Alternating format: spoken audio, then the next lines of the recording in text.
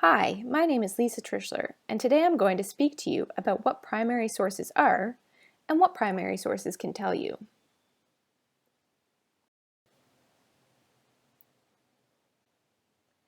But first I'm going to give you a brief introduction about myself and what I do.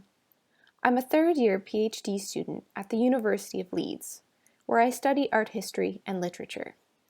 A PhD is a project that is essentially researching and writing a book which will be examined. PhDs focus on a specific topic that you will become an expert on by the end of your research. My PhD looks at an Italian author named Dante Alighieri and thinking about how the building boom of the 14th century influenced his poem, which is called the Divine Comedy. You may be familiar with this poem with the likes of books and movies like Dan Brown's Inferno. So because I researched this author's use of architectural space in his poem, I was able to travel to Italy to present a paper and complete my research by going to various buildings to look at the architecture and artifacts within them. The pictures are just a few images from the site visits I conducted in 2017 in Florence, where I looked at over 40 different churches and civic sites. The bottom right image is particularly interesting because I actually found this fresco in what is now a restaurant called the Fishing Lab, which was integral to my research. But the best part is that the food was also incredible. During this trip, I also visited a church called Santa Maria Novella that has very little written about it in books. That's the picture in the middle and the top. However, being there allowed me to take pictures and perform my own research, and now it has a big role in my book, which I will explain to you towards the end of this presentation. Both of these were great experiences, not just for my research, but for other developments as well, like public speaking, practicing my language skills, and making connections with other researchers. But they also were fantastic for getting to see other parts of the world and experiencing other cultures. This is one of the great things about using primary sources to study history.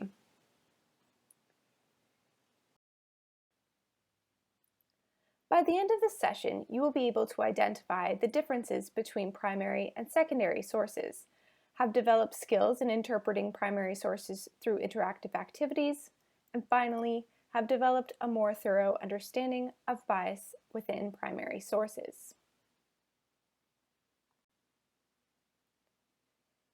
So there wouldn't be much point in talking to you about primary sources if you don't know what they are. So what is a primary source? Please pause the video and identify which of these pictures feature a primary source.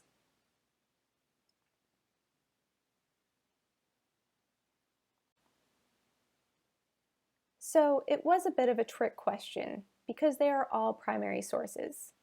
How many of them did you select? If you did not select them all, think about why you weren't sure about some of them. Was it because they weren't written documents? A lot of the time we think of primary sources as written documents, like option F. I've listed some of these options in the yellow boxes here. Some of these are texts of laws, chronicles, wills, histories, diaries, letters, speeches, newspaper articles, and works of literature. But primary sources include anything that is an immediate, first-hand account of a topic, from people who have had direct connection with it, or at least close to it. Therefore, primary sources can include artwork, like option B, which showed a number of sculptures on a church doorway. They can include photographs, like option A, coins, like option E, architecture, like option D, even things like jewelry or the armor you saw in option C, as well as things like survey data, such as a consensus report, audio recordings, videos, as well as interviews. So now that we have an idea of what a primary source is, what do you think is a secondary source? Pause the video to write down your own definition of what a secondary source is. So what did you come up with? Secondary sources are one step removed from primary sources. They describe, summarize, or discuss information from primary sources, often through quotes or paraphrases. They add a layer of interpretation and analysis. They do not participate in the event. This type of source is written for a broad audience and will include definitions of discipline, specific terms, and as well as history relating to the topic, significant theories and principles, and summaries of major studies and events as related to the topic. Some secondary sources are scholarly articles, like those found in journals on a subject, like literary criticism, books about a specific topic, such as the Second World War, reviews of a play, or critiques of an artwork, like those found in, say, The New Yorker, as well as some that you might be more familiar with, like an essay, or when you get to university, a dissertation or thesis. Essays can consider a primary source, like Winston Churchill's letters during the war, but they use those letters to construct an argument, and also include other primary sources and secondary sources in order to support that argument. Take a look at this primary source excerpt. This will be our first primary source exercise. What can this excerpt tell us? Pause the video to identify key information about what the source can tell us, like the names, the dates, the type of text that it is, such as a letter, chronicle, history, or diary. Can you also guess what time period and region the primary source is from? Welcome back. I have bolded and underlined a few of the key bits of information you may have identified. So although we don't know the author's name, we do know that they are talking about Emperor Justinian and the barbarians. There is also the name of someone who you likely aren't familiar with, even if you recognize Justinian and the barbarians. And that is Themistocles, who is the son of Neocles. That's okay, I also didn't know who that was. But even just identifying this as a name that may have significance is a step in the right direction. We also know that this author wrote another set of books, the books on the wars. I also highlighted the terms Roman and belief in God, as these can help us to identify the time period and region. So just from this short passage, we know that this is a text by an author interested in describing the Emperor Justinian, who was a Roman who fought against the barbarians. We also know that the writer believed in God, so this places the text after the conversion of Constantine to Christianity in the early medieval period. This is when Christianity is becoming more and more popular and will become the dominant religion of the period. So as you can see, we already know a lot about this text. But here's a bit more background information. This text was written by a man called Procopius of Caesarea, who lived from around 500 to around 565. He was a prominent late antique Byzantine Greek scholar. Procopius became the principal Byzantine historian of the 6th century.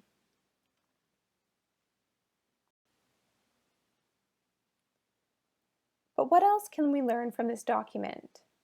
Please pause the video to see if you can identify any allegiances Procopius might have had or any biases he might have carried. Welcome back. I have highlighted some of the sections that show a particular bias or allegiance.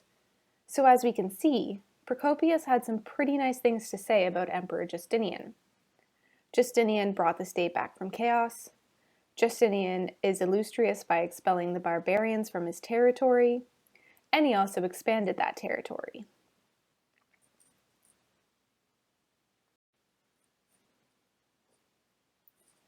Now consider the second excerpt. What can we identify in terms of names, dates, who the writer might be, and what their allegiances or biases are? Pause the video again to read through it and highlight any information that might help answer these questions. What kind of key information did you find? You may have noticed that this excerpt is also about Justinian, as well as his wife Theodora, and one of his soldiers, Belisarius. What biases did you identify? The author wants to tell us the base deeds that Justinian committed, in opposition, it would seem, to the author of the first text. This author seems to portray Justinian in a negative light. So, Do you think this is the same author? You may be surprised to find out that it is the same author. We find Procopius writing this text as well called The Secret Histories. Pause the video to consider why and how this could be. Think about the time it might have been written. Is it before or after the first example? Or did he change his allegiances? Or perhaps, did his mental state change? Welcome back. Now, the title alone can tell us perhaps why he changed his mind about Justinian. It is a secret history. In fact, he did not want it published until after he had died. So this is perhaps one of the reasons why we have a change of allegiance. And basically it's understood that he revealed things that were against the emperor because he knew that once he had died, he was able to do this. But perhaps we also need to look at one of the reasons being that his mental state might have changed as well.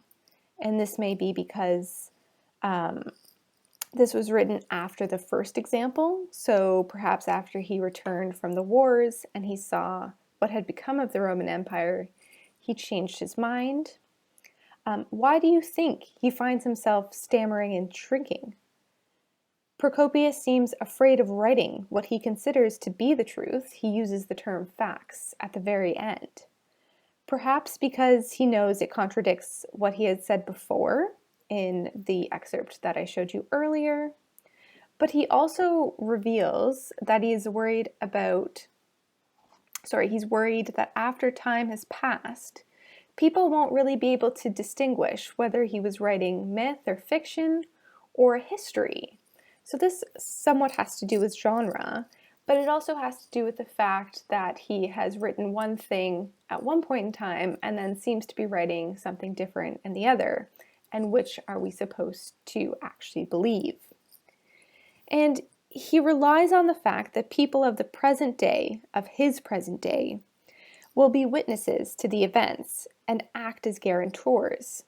So he thinks that they will basically ensure his story is fact and kind of back it up, rather than a fiction. This is an interesting example of how we should read. So should we take primary sources as the truth because they were written at the time of the event, or do we have to probe and question them? So these examples helped us to identify ways in which to interpret primary sources and how using primary sources can provide us with key information about an event, a person, or a culture. But, and this is one of the most important things, we must also pay attention to potential biases within primary sources. They are not just, as one might say, recalling the facts. In fact, Procopius does say this and would have us to believe that. But they are written or made on somebody's behalf. With the first example, we know that Procopius was hired by Justinian to write the text, whereas the second example seems to have no patron or sponsor at all.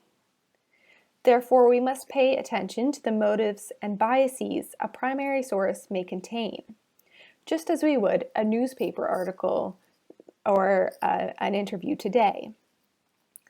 Another way to remember this is the popular saying, history is written by the winners. This is often the case. History is often written by the winners, but that means that we always have to remember that there was another side to a battle or story that also needs to be taken into account. Now, this can be quite difficult because we don't often have that account, especially with histories like this one from the early medieval period. We can't go back and ask these people on the losing side or on the opposite side what was the case. But this is something that we need to keep in mind and that we do need to try to recreate that opposing side. So I'd like to move on now to a non-written primary source. So this is a painting, and I'm hoping that you can pause the video for a moment and think about what information does this painting reveal? What can this painting tell us? So use the tools you learned when analyzing the primary source texts, so those two Procopius texts, to analyze this painting. Think about what event is depicted, any identifiable people, or other features, perhaps to do with artistic style. But don't worry if you don't know some of these. You don't have to be an art historian to be able to gain something from this exercise. Some of you may have found this harder or easier, but either way is okay. But as you'll see, we can gain the same information as we did with the written source. So you may have used the source reference at the bottom to guide you, which is also great because that is part of the information that I provided. So we know this painting is by an artist named Giotto. Even if you haven't heard of him, you know that he worked in Italy as the painting resides in a chapel in Padua, Italy, called the Scrovegni Chapel. We also know the date it was made, 1310 or thereabouts. So this is towards the end of the medieval period. But let's look closely at the painting itself. Could any of you identify the event taking place? It is the crucifixion of Christ, also noted in the title, but you could have probably gained it without the title. So we know the subject matter is religious.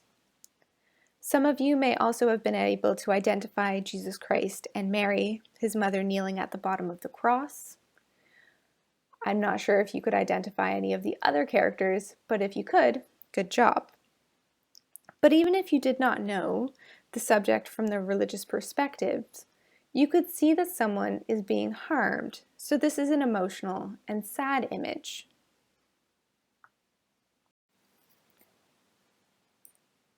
Now let's look at the artistic style. Can you pause the video and identify some of the key differences within these two paintings? Don't forget to consider the caption at the bottom. What can that tell you about this painting or these paintings in comparison? But also, what does the painting itself tell you? So let's start again with the captions. We know that the image on the right was made about 200 years after the Giotto painting. We know that it was made by an artist named Hans Baldung, a German rather than an Italian artist. But as I hope most of you figured out, both paintings portray the same scene, the same event of the crucifixion. In the Baldung painting, the one on the left, we can also see the figures of Joseph and Mary Magdalene. So even if you aren't an art historian, you can still compare these two primary sources to get more information than just the captions below them provide. Some of you may be familiar with the change that occurred from the medieval to the Renaissance period, where artists began to use a term called perspective. This just refers to the representation of objects in three-dimensional space rather than two-dimensional space. It means that it looks more realistic. But even if you aren't an art historian, you could probably guess that the painting on the left was painted before the one on the right. This is because the Giotto painting looks flat and sits on a blue background, with no landscape in the background, whereas the Baldung painting shows trees, mountains, and a sky in the background, and the artist has done something neat here, where the halo above Christ's head is actually the moon. So he is really emphasizing these realistic qualities. We also see that the angels at the top of the Giotto painting are no longer portrayed in the Baldung. Did you also notice that the figures are more realistically represented? The pain of the two other bodies being crucified is very pronounced, and the proportions are more true to life in all of the figures in the Baldung painting versus the figures in the Giotto. I won't elaborate more on the style, but you can already see that although the subject matter is exactly the same, they both portray the crucifixion of Christ, these artists have very different priorities in mind.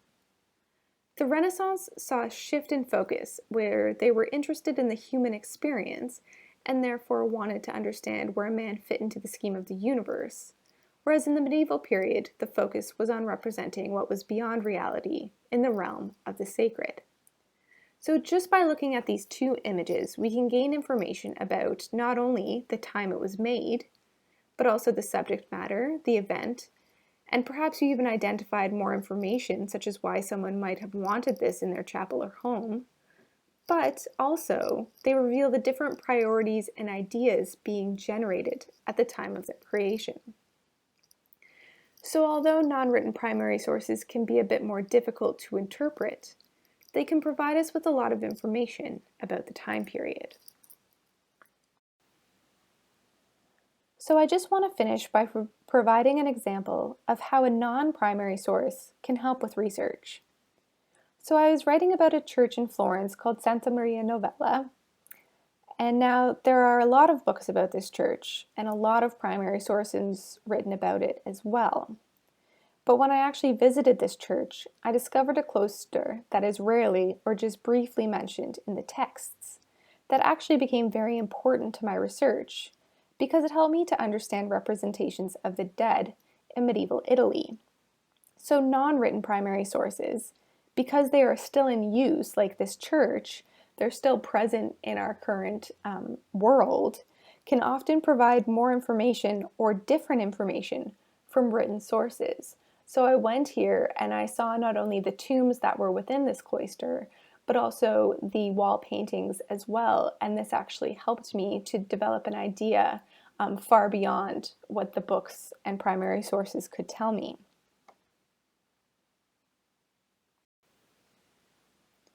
So hopefully you all have a good understanding of how to identify the differences between primary and secondary sources. You can interpret primary sources and identify their biases, and you can also identify different types of primary sources and how you might utilize them in research. Thank you very much for listening and participating.